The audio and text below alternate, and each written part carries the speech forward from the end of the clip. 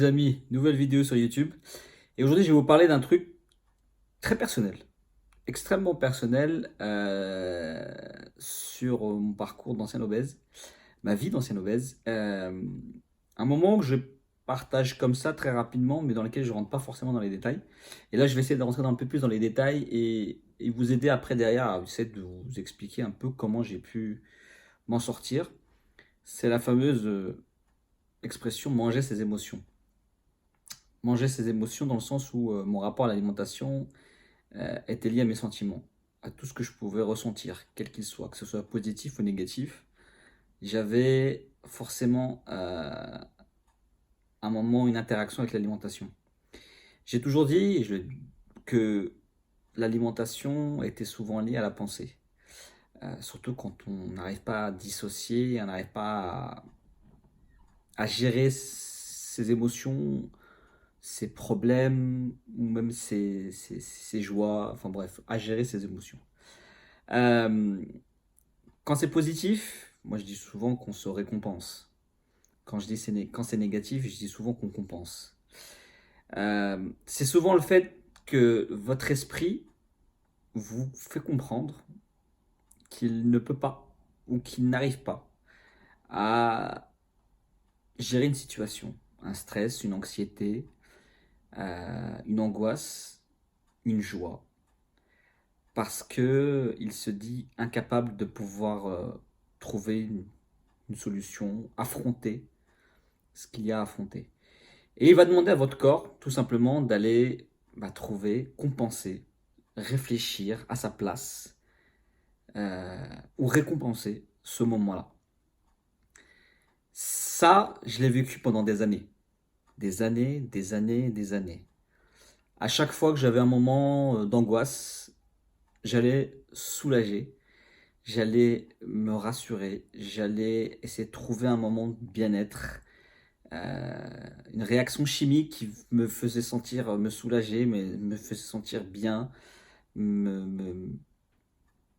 voilà, me réconfortait.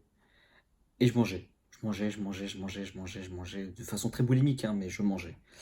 À chaque fois que j'avais un moment de stress, euh, une inquiétude, euh, une situation, un problème qui me tombait dessus, je stressais, j'angoissais, j'étais pas bien et je me mettais à aller acheter de manière compulsive des aliments très riches, très caloriques, très sucrés. Alors j'étais très porté sur le sucré. Et je mangeais dans mon coin, seul, dans ma chambre. J'habitais encore chez mes parents à l'époque. Et je prenais des sacs que je remplissais de Balisto, de Kinder, de Nutella, de chips, de gâteaux de toutes marques. Et je remplissais avec une bouteille de soda, coca, qu'importe, très sucré. Et je rentrais dans ma chambre, je m'enfermais et je mangeais. J'allumais la télé et je mangeais. Je mangeais. Fallait frapper fallait frapper à la porte pour pouvoir rentrer. Donc quand j'entendais quelqu'un frapper à la porte, je cachais très rapidement les paquets sous mon lit ou sous mes draps. Et puis quand on fermait la porte, hop, je me remettais à manger, à manger, à manger, à manger, à manger, à ne pas regarder ce que je mangeais, mais c'est l'instinct d'ouvrir le paquet et de mettre à la bouche. Euh, C'était voilà, et au point où tellement je me cachais. Quand je finissais tous les paquets, je nouais le sac et je le foutais sous mon lit. Et des fois, c'est ma mère qui retrouvait des fois les paquets au fond du lit. Alors, il a retrouvé des trésors de paquets d'emballage sous mon lit que je cachais. Et moi qui pensais cacher les choses, mais finalement, je les cachais pas vraiment parce que je les jetais pas. Donc, forcément, à un moment, il y a quand même les parents qui font un peu le ménage et qui découvrent des choses, mais qui ne vous disent rien parce qu'ils ont peur de vous blesser, de vous faire du mal. Et ça, c'était constamment. Quand j'allais bien, quand ça se passait bien, j'avais une bonne nouvelle, mon bac, mon permis, euh, un examen, une bonne nouvelle, même pour quelqu'un d'autre, qui me rendait heureux pour cette personne-là. Je me disais, ouais, il faut fêter ça, c'est super cool. Et j'avais envie de sucrer, j'avais envie de manger, d'ajouter à ce moment plaisir, voilà, une récompense supplémentaire en me disant ouais, c'est super cool et tout ça. Et puis, au lieu de me réjouir tout simplement et de, voilà, de passer à autre chose, bah non, en fait, j'ajoute parce que j'avais tellement pas assez de moments de bien et positifs que je voulais encore plus marquer le coup. Donc je me récompensais et je refaisais la même chose. Et c'était un cercle dans lequel j'étais rentré qui pour moi était devenu tellement normal, tellement habituel, tellement... c'est ça, normal en fait, et habituel. C'est les deux termes qui me viennent le plus, comme ça d'un coup, qui me marquent. Que bah pour moi, c'était comme ça et pas autrement, et que ça ne changerait jamais parce que j'étais comme j'étais et comment je pourrais changer? Puisque c'était l'équilibre que je m'étais trouvé, l'équilibre qui me paraissait le plus accessible et l'équilibre qui me... Enfin, j'en voyais pas d'autre, quoi. Je me disais, bah non, c'est pas possible. Tu peux pas arriver à faire autrement. Et puis de toutes les façons, dès les seules fois où j'ai essayé de me retenir, j'avais tellement cette pulsion qui me poussait, qui contrôlait mon corps et mon esprit se divisait en deux. Il y avait la petite conscience qui disait non, si tu fais ça, tu vas t'en vouloir, tu vas culpabiliser. Qu'est-ce que tu vas gagner à manger tout ce que tu vas manger? Euh, non, retiens-toi. Et puis, de l'autre côté, je me disais, mais de toute façon, t'es obèse, t'es gros, ça va pas se voir. Qu'est-ce que ça va changer? Allez, c'est pas grave, c'est un moment, c'est qu'une fois, et puis tu renouvelleras pas ça demain. Et puis, bah, bêtement, c'est, ça se bagarrait à l'intérieur, et en fait, c'est à force de confronter, à force de cette petite conscience qui a essayé de taper la grosse qui était la plus forte, malheureusement, bah, en fait, je m'affaiblissais et je me faisais bouffer, et voilà, je franchissais le cap, et en plus, ça devenait tellement hors de contrôle. J'étais là à me dire, mais si je cède pas, je vais mourir. J'avais la sensation que j'allais pas y survivre, quoi. De me dire, c'est plus fort que moi. Si je le fais pas, ça me démangeait. Il y avait quelque chose à l'intérieur qui me bouffait, qui m'étouffait, je me disais, c'était fini, quoi. C'est pas possible. Je peux pas, j'arrive pas à retenir, j'arrive pas à me contrôler, je ne peux pas. Voilà, vous savez, une sorte d'angoisse qui vous prend under control, quoi. Voilà. Non, out of control, pardon. Under control, c'est sous contrôle. Out of control, ouais, mon anglais, il est pas terrible. Mais, vous voyez, ce sentiment-là, je suis pas certain, ça va peut-être parler à certains, mais voilà. Et puis, on lâche, et quand on lâche, bah, en fait, c'est quasiment plus soi. C'est quelque chose d'autre qui se manifeste et qui agit et qui fait, et on se cache, hein, mais on fait. Et on mange, on mange, on mange, on mange, on mange, on mange, on mange, jusqu'à écœurement, jusqu'à presque vomissement. Et la culpabilisation commence à apparaître vers la fin. Vers la fin des paquets, vers les derniers gâteaux, les derniers M&M's, les derniers cuillères de peau de Nutella. Et là, en fait, on est écœuré. Mais on est écœuré parce que physiquement, on est écœuré. Mais aussi, on est écœuré parce qu'on se dit, mais qu'est-ce qu'on a fait, quoi? Pourquoi? Et on se met à jeter, hein, mais c'est trop tard, entre guillemets. Et voilà, et c'est un cercle vicieux qui a continué, continué, continué. Jusqu'au jour où j'ai commencé à réfléchir, à me dire, mais... Alors j'ai fait des régimes entre-temps, j'ai essayé, ça n'a jamais fonctionné, c'était trop restrictif, trop... Je prenais sur moi, parce que je m'écartais plein d'aliments, je m'interdisais des sucres, je m'interdisais ci ou ça. J'ai fait des trucs sans glucides, avec glucides, j'ai fait plein de trucs, et à chaque fois c'était des frustrations supplémentaires encore plus puissantes. Et à chaque fois, bah, je culpabilisais parce que j'y arrivais pas, parce que je me mettais en échec et je me disais c'est fini, je suis faible, je suis pas assez fort. Et voilà, vous savez, ce système le fatalisme qui est installé en vous, qui vous dit, mais en fait, c'est foutu, c'est à vie. De toutes les façons, il faut qu'il y ait des gros. Parce que c'est comme ça fait partie de l'équilibre. J'en étais arrivé à ce point-là de raisonnement, quoi. Et, et puis un jour, après, bon, au moment de mon processus juste avant ce processus de rééquilibrage, où c'est là où j'ai commencé à regarder un peu ce que d'autres, comment vivaient et qu'ils affrontaient les problèmes. Moi, j'étais prêt à affronter les problèmes des autres, mais pas les miens. Euh, et je me suis dit à un moment, peut-être que si tu essayais d'affronter une difficulté, voir si tu peux, t'arrives à trouver des solutions pour les autres. Pourquoi toi, tu ne pourrais pas trouver une solution à tes problèmes? T'es pas bête, t'es pas mauvais, t'es pas méchant, et t'es pas si faible que ça, parce que avec d'autres, tu y arrives. Et puis, c'est juste en essayant une fois.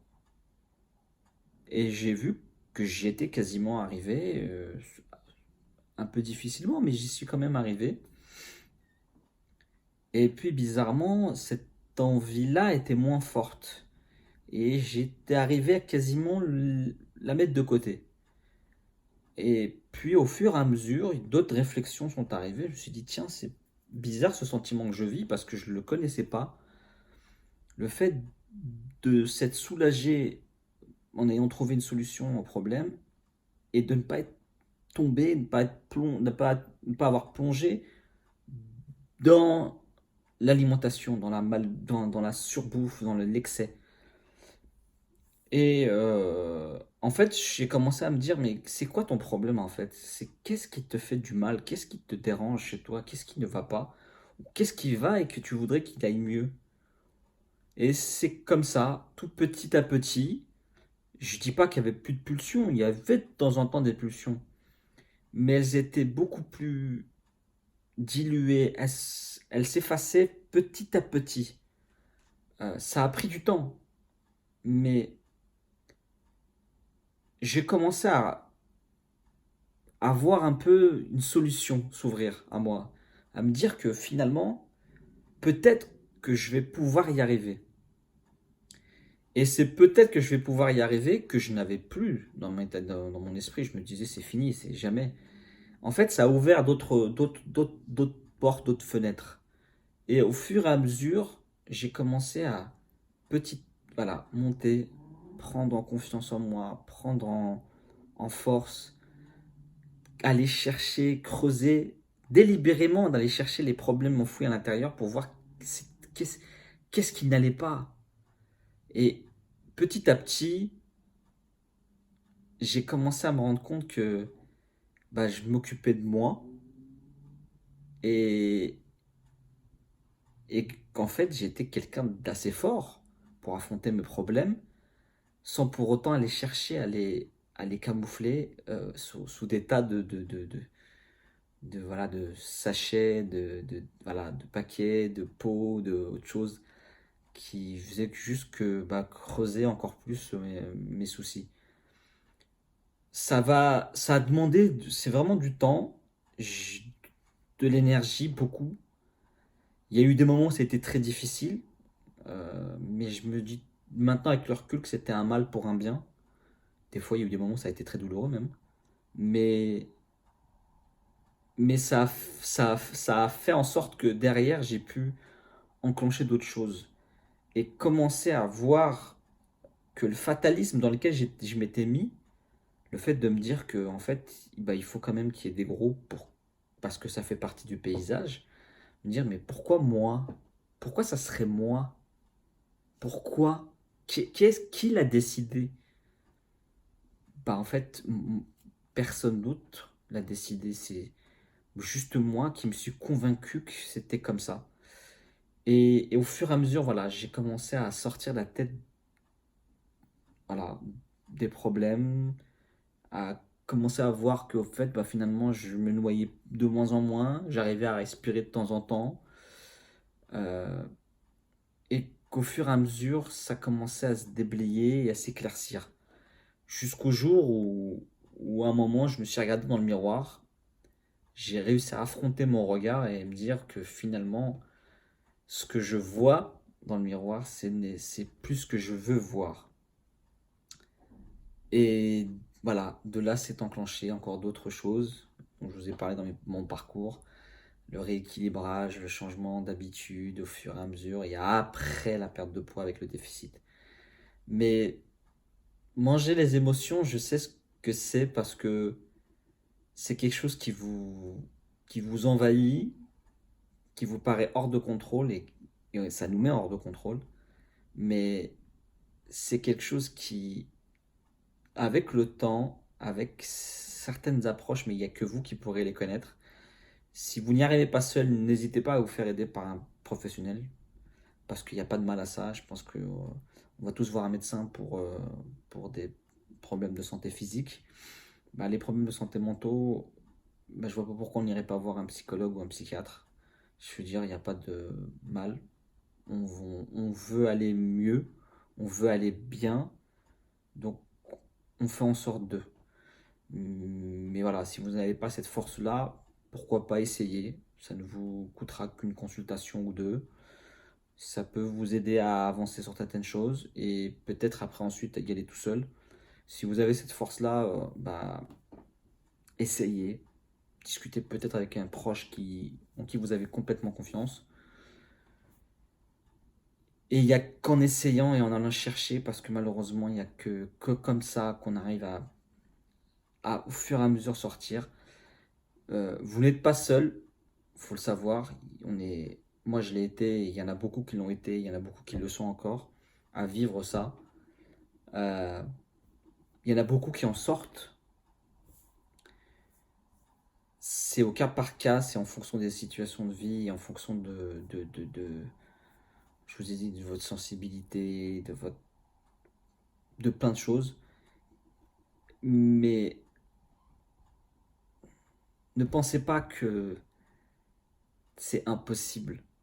C'est difficile, mais pas impossible. Ça, ça vous demandera d'aller creuser certaines fois à l'intérieur pour voir ce qui ne va pas. Ça vous demandera de temps en temps de vous faire un petit peu mal, mais dans le bon sens. C'est-à-dire que ça va piquer un peu, mais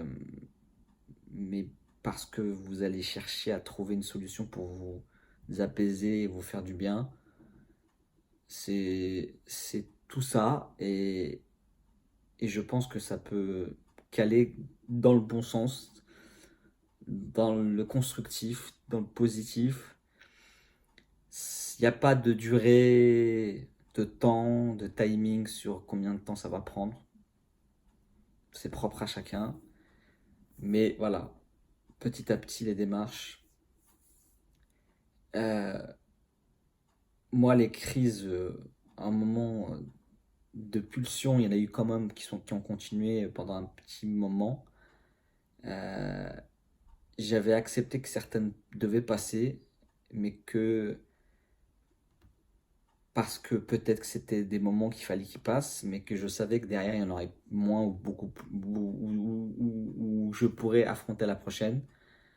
Ça voulait pas dire que j'avais échoué, ça voulait juste dire que c'était peut-être pas le bon moment pour pouvoir l'affronter celle-ci, mais que la prochaine elle serait, voilà, je l'affronterai et au fur et à mesure. Et puis après il y a eu d'autres choses, mais bon ça c'est encore c'est un autre travail, c'est sur la fameuse peur de l'alimentation. Quand on sort de ça, on arrive des fois, on plonge dans un truc qui s'appelle la peur que la bouffe me bouffe. Mais ça, j'ai fait déjà une vidéo où je vous ai expliqué à peu près comment j'ai affronté les choses. Mais voilà, sur manger ses émotions,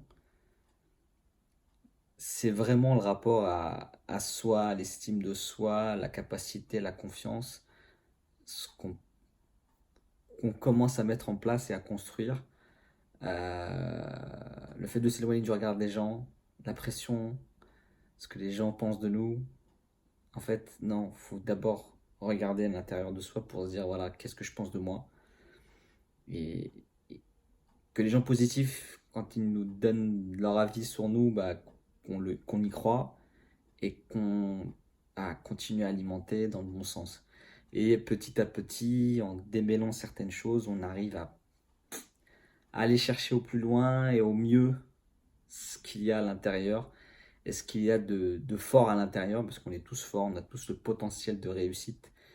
Euh, et ça, c'est une des choses auquel je crois le plus, c'est que, voilà, on peut tous y arriver, mais pas forcément au même rythme, pas forcément de la même façon, et pas forcément avec la même énergie, et pas toujours tout seul, on peut être aidé, mais voilà.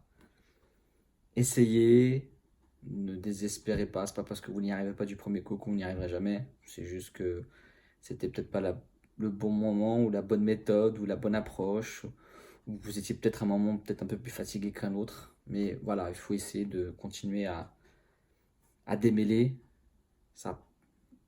Et à un moment, même si c'est pas complètement résolu, il y aura au moins un différentiel, quelque chose de moins lourd à porter. Voilà, voilà pour ce que j'avais à dire sur le je mangeais mes émotions. Je sais pas si ça pourra aider certains. Mais c'est vrai que là, à vous en parler, c'est des flashs qui me reviennent sur les fameux sacs de gâteaux au chocolat avec les papiers, les emballages sous mon lit, les trucs que je cachais dans ma voiture aussi, enfin, plein de choses. Et je comprends que beaucoup, ce que vivent beaucoup d'entre vous, et je comprends le fait de s'imaginer que jamais on va y arriver, mais non, en fait. Non, parce que c'est difficile, mais c'est pas impossible. Voilà, voilà. Bon, en tout cas, cette petite vidéo émotion et voilà, est terminée. J'espère qu'elle pourra aider, éclairer ou en tout cas rassurer. Et je vous dis à la prochaine.